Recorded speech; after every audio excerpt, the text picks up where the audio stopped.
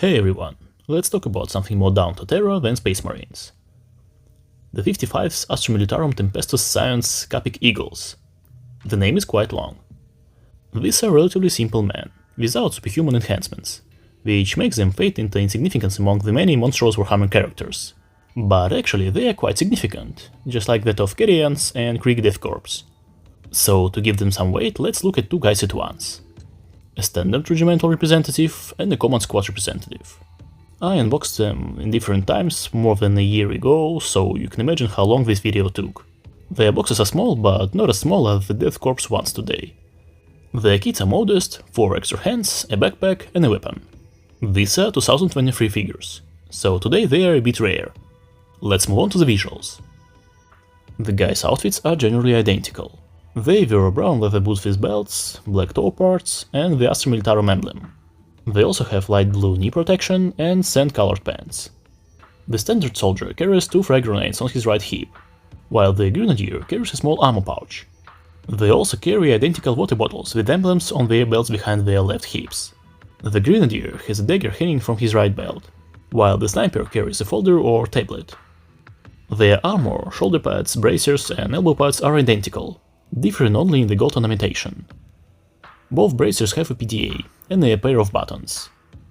A notable difference is that the standard Scion wears black gloves, while the common Scion is ready to crush enemies with his bare hands. The backpacks appear identical, with a couple of minor differences. The disc in the middle and the flap on the side are painted blue or metallic. The shape of the leather pockets beneath the straps that structure the bundle at the top are also different. I assume this is some kind of a mat or sleeping bag. The sniper also has a dual lasgun ammunition supply wire running from his backpack, because the rifle doesn't operate independently. The guys have antennas on their shoulder armor, vox transmitters for communication, but not exactly. On the other side, at first I thought they were agitators that help them with target acquisition, but it's actually web cameras. No joke.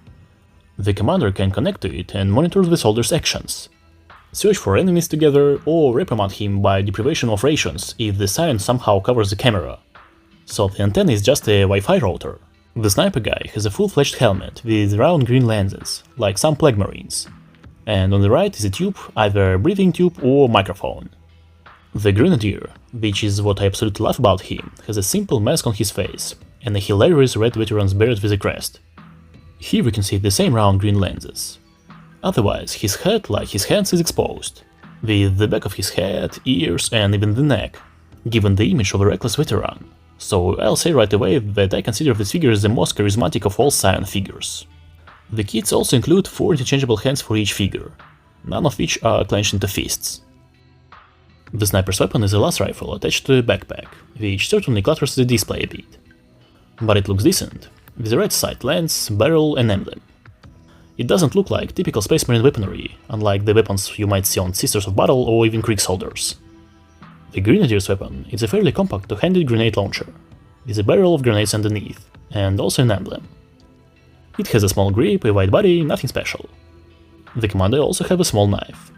Some would say it is for finishing off the wounded, but is it even believable? It's just a regular knife for good old-fashioned brutal close quarters combat with the Imperium's enemies. Articulation cannot be skipped as usual because these figures are new to the channel. There's a joint in the ankle, no bat at the toe, a double knee, and axial rotation at the hips. Plus the hips themselves are hinged. The articulation is decent, but the forward movement is noticeably limited by the lower part of the kiras. There's tilt and rotation in the waist, which has a ball joint, but not at the chest. The arms rotate at the shoulders, the elbows bend and rotate, but the palms are not having a ball joint. There is just a hinge with the pin connector. There are no butterfly joints at the shoulders, plus raising the arm to the side is impossible due to the shoulder pads. The head is standard, it has a ball joint, rotation, tilt and nothing limited. The backpacks are removable. So, Kappic Eagles, a pompous name behind which a Scion unit designation is hidden. They always consist of a Latin letter and some cool animal. Tempestus Scions are the most elite warriors of Astra Militarum, or at least they are considered so. They have a unique advanced weapons, a special training system, and select from orphans of honorary citizens of the Imperium, which in reality should speak to their small numbers.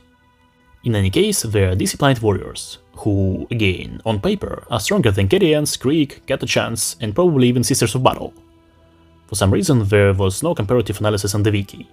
I got the impression that if Imperium didn't have the Adeptus Astartes structure, the Scions would be the most elite and powerful warriors in the state. In a sense, they could be called the elite commandos of the Astra Militarum. Among the well-known opponents, the ones they've faced in the battle include Elder and Orcs, which is to be expected, but also more interesting foes, like Wordbearers and Crimson Slaughter. This commands respect. Facing Chaos Space Marines is probably the hardest of all. As for the figures, you can see the examples of posing, and despite obvious limitations in articulation in many places, this Grenadier perfectly executes combat poses, stances, crouching, and shooting, looking quite militant, like a true Special Forces soldier. Personally, I absolutely love the poses with the knife. It makes the visuals look even more Special Forces or Marine-like. I also find it appealing because the small knives are really rare among Space Marines and other figures. Try to remember who has them, and specifically knives, not large daggers and machetes like Sons of Horus. Mostly cursors, some Gravis boys, and the Think Terminators. Scion with a las rifle is a bit of a different story. He has all the same poses as a Grenadier, naturally, but it's best to stick to a simple stance or crouch. For some reason the rifle grip feels unsteady in my hand, plus there is constant pressure from the resistive wires.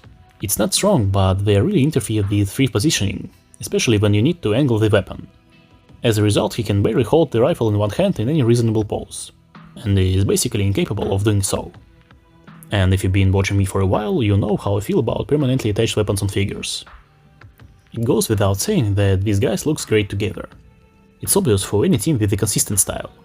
And it's a shame that these figures are quite expensive these days, being the note releases, despite their size and modus accessories. Speaking of size, this is the first non-genetically engineered guys in my Warhammer collection.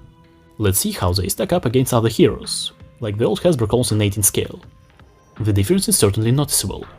Joytoy's Leonardo is in the same scale, so it's pretty close. Thermogaunt looks like a tough opponent. The Sister of Battle seems a bit taller, but not by much.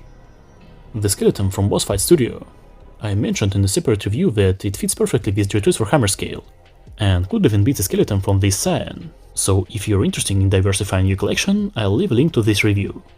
The Orc Commando also looks like an opponent that will require a fair amount of effort to defeat. Primaris Generation 2. Primaris Generation 4. Many consider this the absolutely correct scale for Primaris. A Red Corsair, the first generation figure. Well, he's still much larger. One of the smallest Primarchs in lineup. Everything seems reasonable here. Concluding, Tempestus Scions are truly essential figures for a collection. Perfect for creating the brutal atmosphere of Warhammer. They can act as good guys, easily displayed in battle, losing to stronger bad guys like Chaos Space Marines.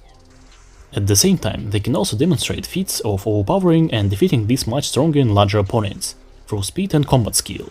So as reinforcements, in addition to Space Marines, Scions are excellent, and add great variety to a collection, as do probably the other two types of Joytoy Guardsmen, which I hope we'll discuss soon. Personally, I much prefer the Grenadier, not only because of the weapon and knife format, but also because of hilarious visuals with that mask and beret. Overall, these are pretty interesting figures. I would recommend them for a quick look. But they are probably not a good starting point for a collection. They don't look anything like Space Marine figure, and feel completely different. But that's not a drawback. I think I've covered everything you need to know about these guys. Now I'd love to know your opinion about them in the comments, as well as your likes and subscriptions. Thanks for watching and have a nice day.